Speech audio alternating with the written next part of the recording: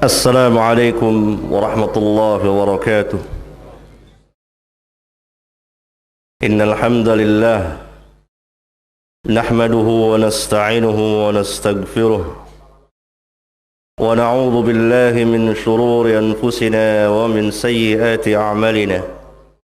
من يهد الله فلا مضل له ومن يضلل فلا هادي له، وأشهد أن لا إله إلا الله وحده لا شريك له، وأشهد أن محمدا عبده ورسوله.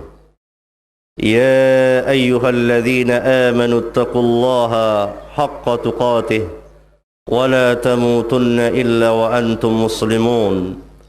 يا أيها الناس اتقوا ربكم الذي خلقكم من نفس واحدة وخلق منها زوجها وبث منهما رجالا كثيرا ونساء، واتقوا الله الذي تساءلون به والأرحام إن الله كان عليكم رقيبا.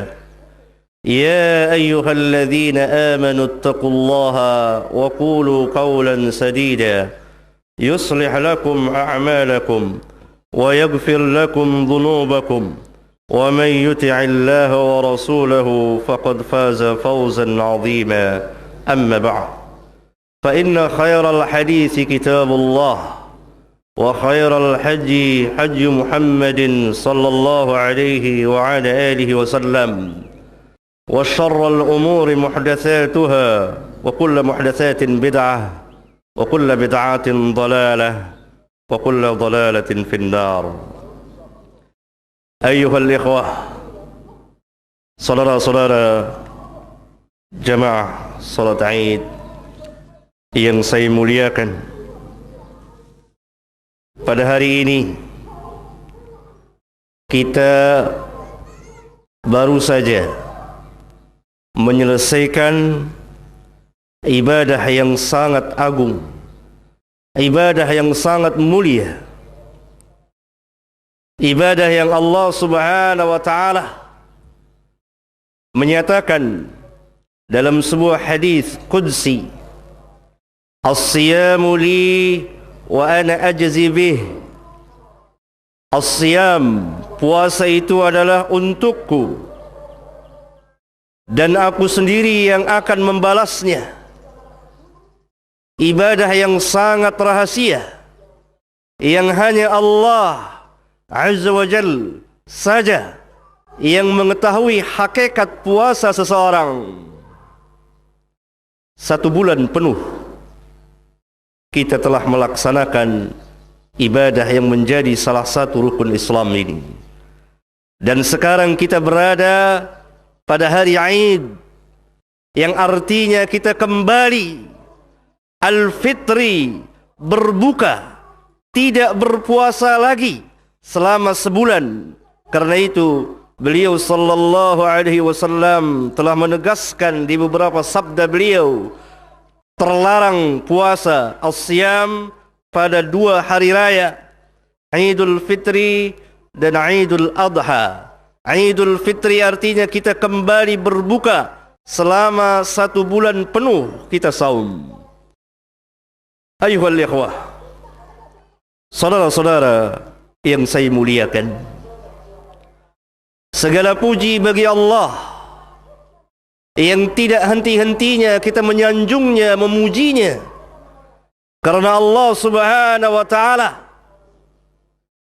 telah memasukkan ke dalam hati kita, ke dalam hati orang-orang tua kita, ke dalam rumah tangga kita, agama yang mulia ini, Al-Islam, agama yang tidak Allah terima satupun agama selain dari Islam.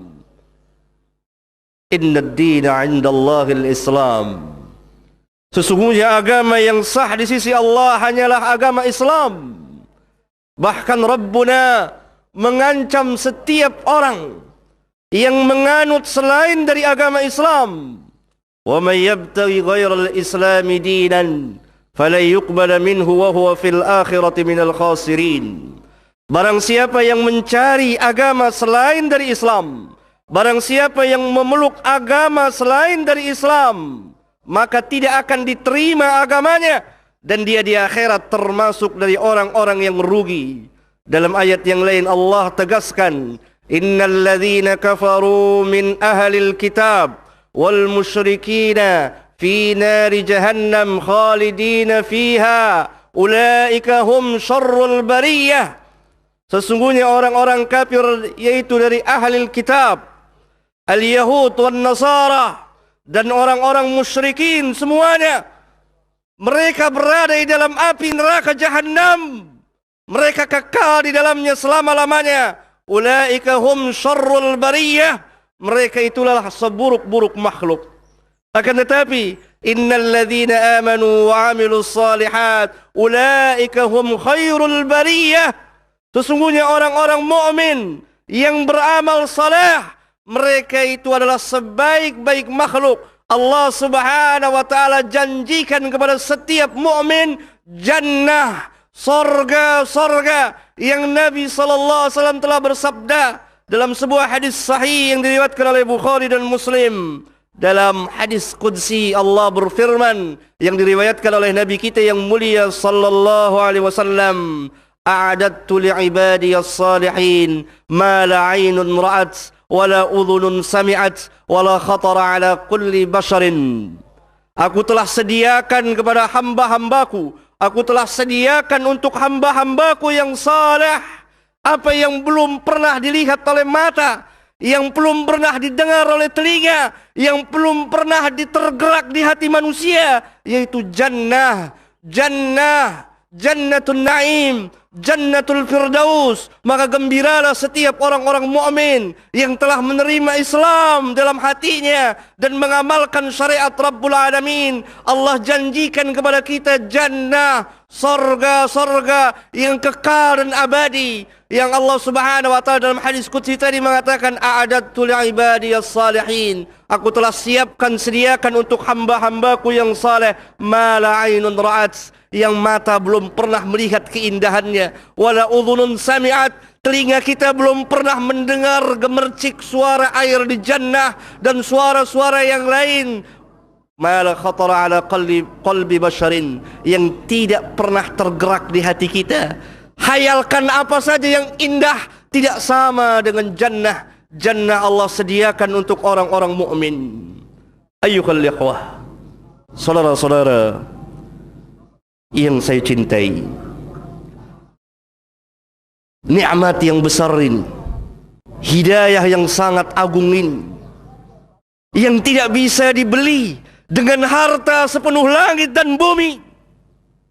Karena orang-orang kafir nanti akan menebus diri mereka dari api neraka Jahannam dengan harta sepenuh langit dan bumi. Allah tolak, karena yang Allah minta di dunia ini ringan, la ilaha illallah, tauhid. Ini hidayah yang sangat besar sekali. Oleh karena itu, ketika mereka sampai nanti pada hari kiamat, ketika mereka akan dimasukkan ke dalam api neraka Jahannam, Allah Subhanahu wa taala mengulang, menegaskan kepada mereka keadaan mereka di dunia ini. Apa kata Allah Subhanahu wa taala? Innahum kanu idza qila lahum la ilaha illallah yastakbirun wa yaqulun a inna latariku alihatina li sya'irin majnun. Mereka dahulu di dunia, apabila diperintah kepada mereka la ilaha illallah, untuk meyakini, mengiktikadkan la ilaha illallah, la ma'budu bihaqqin illallah, tidak ada satupun peribadatan yang berhak diibadati bihaqqin, dengan hak, melainkan Allah. Yastakbirun, mereka membesarkan diri di hadapan Rabbul Alamin. Mereka sombong, mereka menolak la ilaha illallah, yang dengannya tegak langit dan bumi, yang dengannya Allah ciptakan manusia. Kita hidup dengan la ilaha illallah dan kita mati dengan la ilaha illallah. Wa ma khalaqtul jinna wal insa illa liya'budun. Tidak aku ciptakan manusia dan jin melainkan untuk beribadah kepadaku, mentauhidkanku, mengesahkan Allah. Tidak ada yang kita ibadati kecuali Rabbul Arsyil Azim, Rabb yang memiliki arsy yang sangat agung. Mereka tolak kalimat thayyibah. Mereka tolak kalimat thayyibah, la ilaha illallah. Miliaran manusia di dunia ini menolak kalimat thayyibah ini. Mereka sembah patung-patung yang dibuat oleh tangan-tangan mereka, yang tidak bisa berbicara kepada mereka, yang tidak bisa mendengar mereka, yang tidak bisa memberikan manfaat dan menolak mudarat. Alangkah hinanya manusia. Sadaqallah. Benarlah Allah ketika Allah berfirman, ulaika kal an'am bal hum adall. Mereka itu seperti binatang ternak, bahkan lebih sesat lagi. Siapa yang membawa kalimat thayyibah? Al-anbiya wal mursalin. Para nabi dan rasul diutus oleh Allah untuk mengajarkan manusia bagaimana cara beribadah kepada Allah tabaraka wa ta'ala, satu persatu. Kata Allah subhanahu wa ta'ala dalam Al-Quran, وَلَقَدْ بَعَثْنَا فِي كُلِّ أُمَّةٍ رَسُولًا أَنِ اعْبُدُوا اللَّهَ وَاجْتَنِبُوا الطَّاغُوتَ. Dan sesungguhnya kami telah utus kepada setiap umat seorang rasul, yang rasul itu kami perintahkan untuk mendakwakan kepada manusia, wa'budullaha, sembahlah Allah. Seluruh dakwah para nabi dan rasul, wa'budullaha wajtanibut tagut, dan tinggalkan segala sesembahan selain dari Allah. Seluruh para nabi dan rasul yang diakhiri dengan kenabian nabi kita yang mulia Muhammad alaihi wassalatu wassalam. Bahkan Allah seru kepada seluruh umat manusia, ya ayuhan nasu ubudu rabbakumul ladzi khalaqakum wal ladzina min qablikum la'allakum tattaqun. Wahai manusia, beribadahlah kepada Rabbmu yang telah menciptakan kamu dan menciptakan orang-orang yang sebelum kamu, la'allakum tattaqun. Orang-orang kufar menolak kalimat thayyibah. Mereka juga menolak, mendustakan, mendurhakai para nabi dan rasul yang membawa kalimat thayyibah demi kemaslahatan umat manusia. Oleh karena itu orang-orang kufar dahulu diingatkan oleh Allah, innahum kanu idza qila la ilaha illallah yastakbirun wa yaqulun, dan mereka berkata, a inna latariku alihatina li syairin majnun. Mereka berkata, patutkah kami tinggalkan Tuhan-Tuhan kami demi seorang penyair yang gila? Mereka mengatakan kepada Nabi kita yang mulia, beliau gila.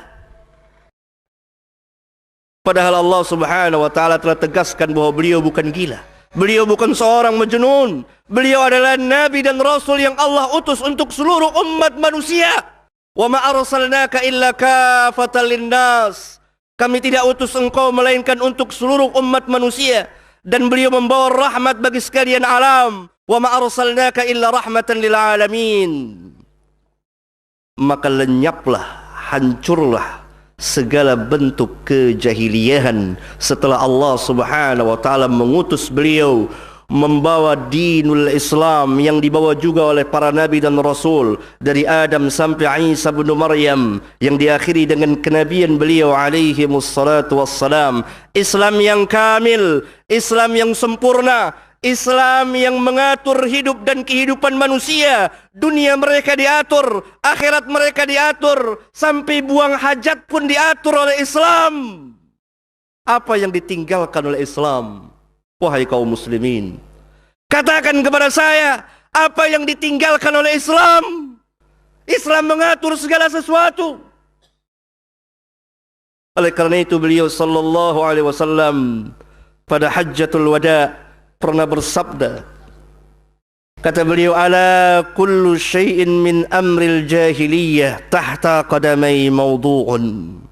Ketahuilah oleh kalian, segala sesuatu dari urusan jahiliyah yang ada sebelum beliau diutus, yang ada sebelum datangnya Islam, tahta qadamai, berada di bawah kedua telapak kakiku. Maudhu'un, dibatalkan. Segala urusan jahiliyah, tidak ada lagi zaman jahiliyah setelah diutusnya beliau. Tetapi kita dapat terkena sifat dan perbuatan jahiliyah. Segala yang bertentangan dengan hukum Allah, segala yang bertentangan dengan syariat Rabbul Alamin, segala yang bertentangan dengan sunnah Nabi kita yang mulia sallallahu alaihi wasallam adalah min amril jahiliyah. Tapi kegelapan jahiliyah secara menyeluruh telah padam, telah hancur, berada di bawah telapak kedua kaki beliau sallallahu alaihi wasallam, dibatalkan. Oleh karena apa? Islam memancarkan cahaya yang terang menerang datang untuk kemaslahatan umat manusia. Allah Subhanahu wa taala tegaskan, al-yauma akmaltu lakum dinakum wa atmamtu alaikum ni'mati wa raditu lakumul Islam madina. Pada hari ini aku telah sempurnakan bagimu agamamu, dan aku telah cukupkan nikmatku kepadamu, dan aku redha Islam sebagai agama bagimu. Islam yang mana? Berapa banyak kaum muslimin sekarang kebingungan, keheranan. Apakah saya dapat menjadi wakil Islam untuk menunjukkan kepada umat manusia, lihatlah Islam pada diri saya, lihatlah Islam pada keluarga saya, lihatlah Islam pada masyarakat saya.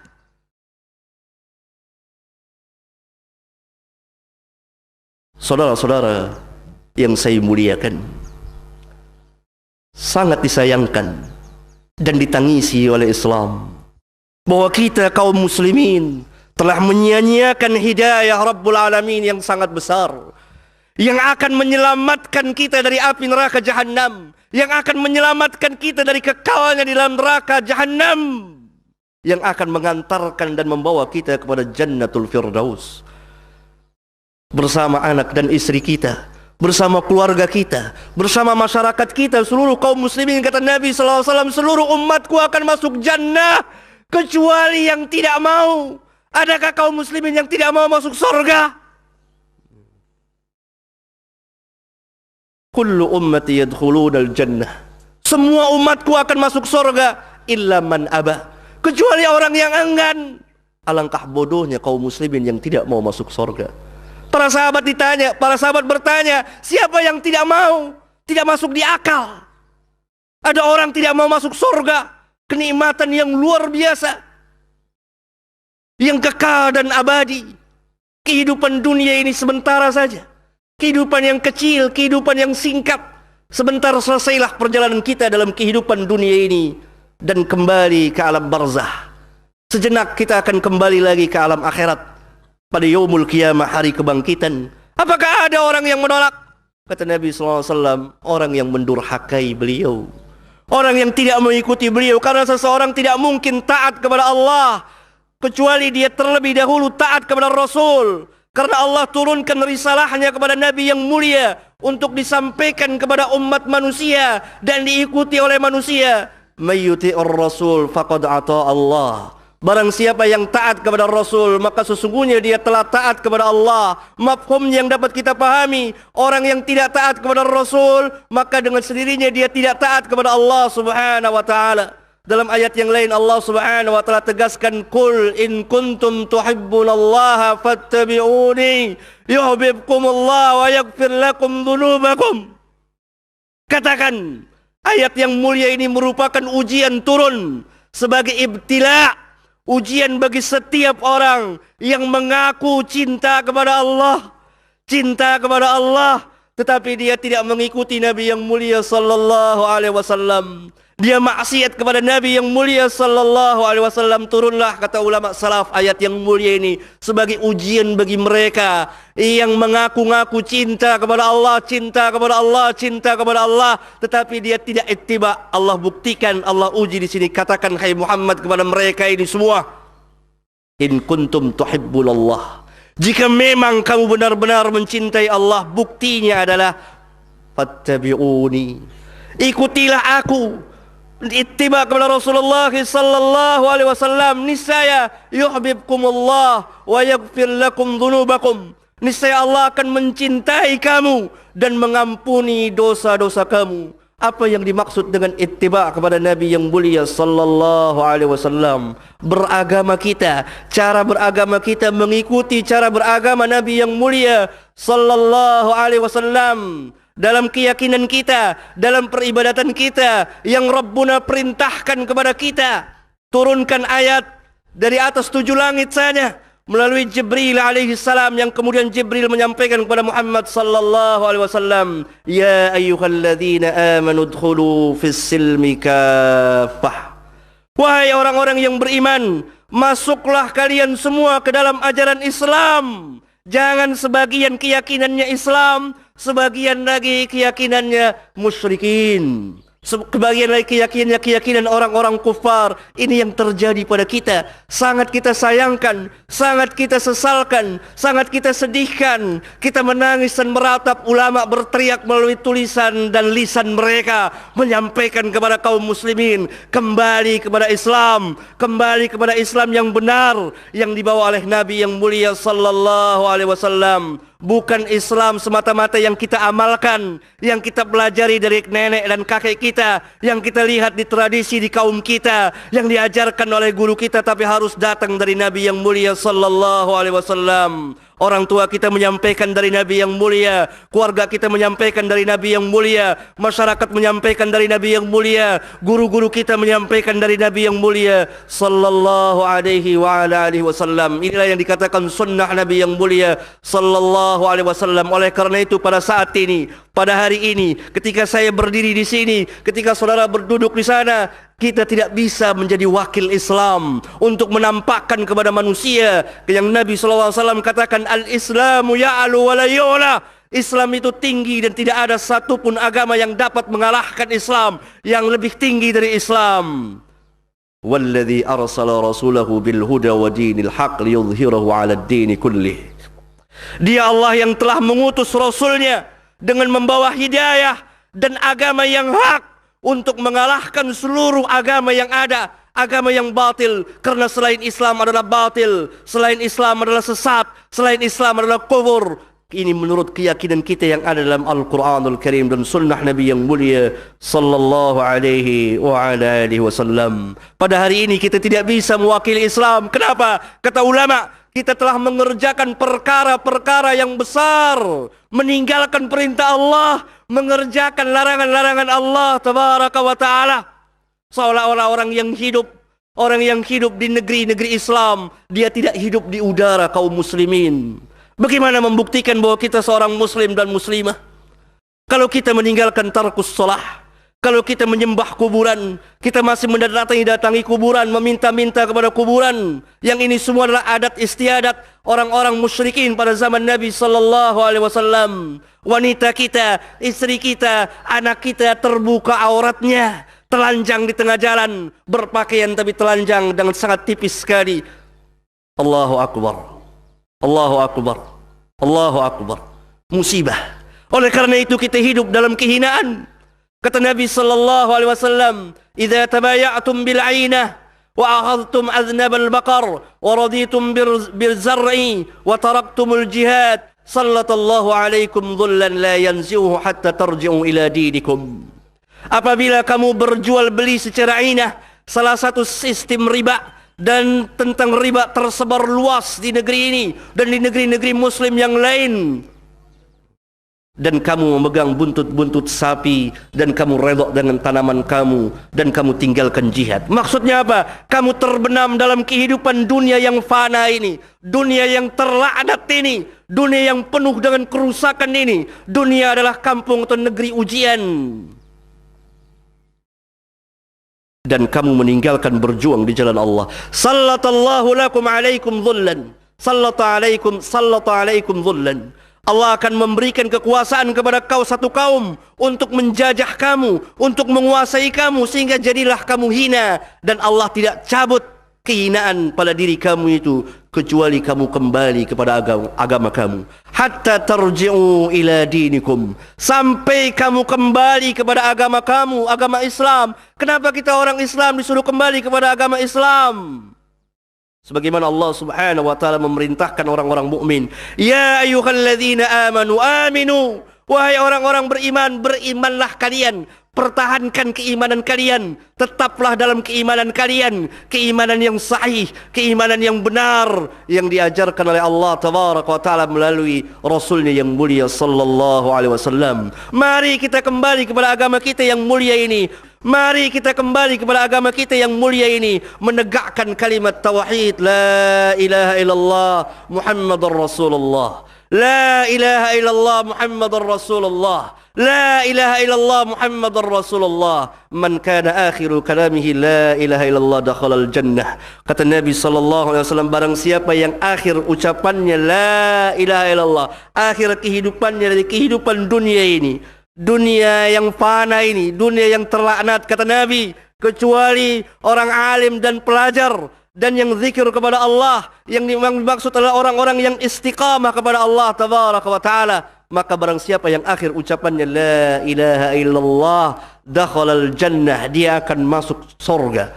Mari kita perbaharui keyakinan kita. Mari kita perbaharui amal ibadah kita. Mari kita kembali kepada Islam, karena Islam ini agama Allah, merupakan kekuatan besar yang ada di permukaan bumi ini, yang tidak ada satupun manusia dapat menghancurkan Islam. Kenapa keadaan kita demikian miskin? Kenapa keadaan kita demikian hina seperti saat ini? Karena kita telah tinggalkan hidayah yang sangat besar, hidayah Rabbul Alamin. Oleh kerana itu Allah Subhanahu wa taala katakan, syahrul Ramadan alladzi unzila fihi al-Qur'an hudan linnas wa bayyinatin minal huda wal furqan. Di bulan Ramadan diturunkan Al-Qur'an sebagai hidayah bagi manusia, pimpinan bagi manusia untuk mengetahui mana yang hak dan mana yang batil, mana yang haram, mana yang halal, mana yang sesat dan mana yang berada di jalan yang lurus, sebagai Al-Furqan, pembeda antara yang hak dan yang batil. Hanya saja yang dapat mengambil hidayah Al-Quran hanyalah orang-orang yang bertakwa. Alif Lam Mim, dzalikal kitabu la raiba fihi hudan lil muttaqin. Alif Lam Mim, inilah kitab Al-Quran yang tidak ada keraguan di dalamnya sedikit pun juga. Hidayah bagi orang-orang yang bertakwa. Waktu yang tepat bagi kita saat ini, waktu yang sangat tepat bagi kita saat ini untuk masuk ke dalam golongan Al-Muttaqin, orang-orang yang bertakwa dengan ibadah as-siyam. Karena tujuan hakikat puasa adalah ya ayyuhalladzina amanu kutiba alaikumus siyam kama kutiba alal ladzina min qablikum la'allakum tattaqun. Wahai orang-orang yang beriman, telah diwajibkan kepada kamu puasa sebagaimana telah diwajibkan atas orang-orang yang sebelum kamu, la'allakum tattaqun, agar supaya kamu bertakwa. Sedangkan orang yang bertakwalah yang dapat mengambil hidayah Al-Quranul Karim. Mudah-mudahan khutbah ini bermanfaat bagi khatib dan jemaah. Mudah-mudahan Allah Tabaraka wa Ta'ala menerima segala amal ibadah kita di bulan puasa, saum kita, salat kita, zikir, sedekah kita, dan seterusnya. Dan mudah-mudahan Allah Subhanahu wa Ta'ala masukkan kita ke dalam golongan orang-orang yang bertakwa. Mudah-mudahan Allah Subhanahu wa Ta'ala memberikan kepada kita ilmu yang bermanfaat. Jadilah bermanfaat ilmu itu yang kita amalkan dalam kehidupan dunia yang fana ini. Allahumma ighfir lil mu'minina wal mu'minat wal muslimina wal muslimat al ahya'i minhum wal amwat. Rabbana atina fid dunya hasanah wa fil akhirati hasanah wa qina adzaban nar. Saya mengucapkan kepada jemaah, taqabbalallahu minni wa minkum. Wassalamualaikum warahmatullahi wabarakatuh.